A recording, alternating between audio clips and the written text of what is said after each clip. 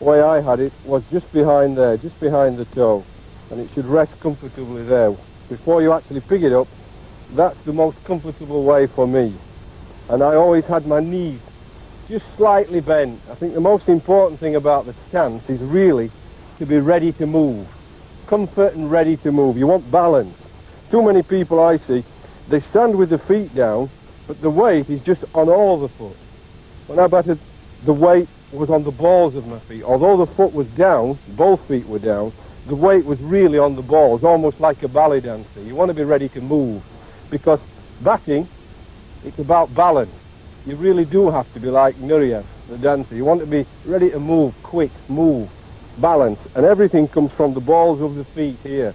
And I think standing here, whatever comfort way you stand, whether it's yours slightly more open, but I prefer that more sideways, I think you want to be on the balls of those feet. That's absolutely vital.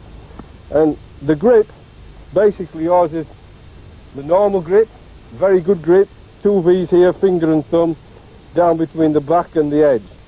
But personally, I was very much like Len Hutton, the great Yorkshire batsman Sir Len Hutton. The left hand here, instead of being the V between these two, the outside edge and the back, mine was round a bit, so the V was nearly at the back on the left hand, and I actually feel that gave me more control. And I don't say it was a hitting grip, it was a control grip. When you think about it, most people that bat, they bat with the top hand is their weak hand, and yet this is the most important cricket hand. So I'm right-handed, I do everything right-handed, yet the most important hand to me is the left, and it's the weakest, so that's the hardest to gain control over the bat. And so I think, for me, I just had the left hand round a bit and the V pointing down the back, and I could control the bat more with what was a weaker hand, particularly in the early years. And Len Hutton did exactly the same. When you're batting, presumably, there is a moment when one merges with the other.